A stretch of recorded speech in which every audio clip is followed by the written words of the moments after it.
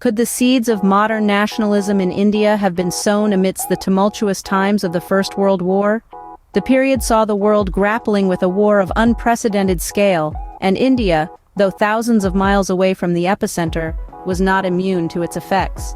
In the aftermath of the war, the introduction of income tax and a steep increase in custom duties between 1913 and 1918 led to a substantial decline in living standards.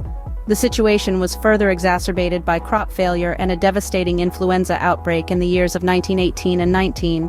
It was against this backdrop of hardship that a new mode of struggle emerged under the leadership of a returning Mahatma Gandhi.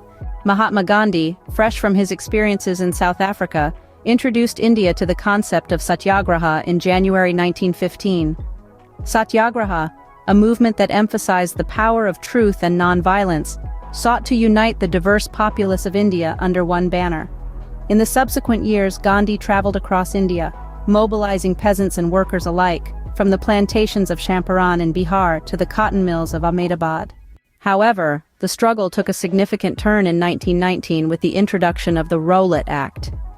The act, which allowed for the detention of political prisoners without trial for 2 years, was met with widespread outrage.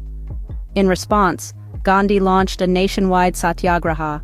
The peaceful protests took a violent turn in April of that year when the police fired on a procession in Amritsar, leading to attacks on government buildings and the imposition of martial law. The tension reached a boiling point with the Jallianwala Bagh incident, where General Dyer opened fire on a peaceful crowd, resulting in the death of hundreds. The incident sparked widespread strikes and protests, forcing Gandhi to call off the movement. In the aftermath, Gandhi sought to unite Hindus and Muslims over the issue of Khilafat, following the defeat of Ottoman Turkey in the First World War. In September 1920, he launched the non-cooperation movement, urging Indians to renounce the titles awarded by the government, boycott civil services, and foreign goods. Despite facing opposition, the movement was adopted in December 1920. The non-cooperation movement marked a new chapter in India's struggle for freedom.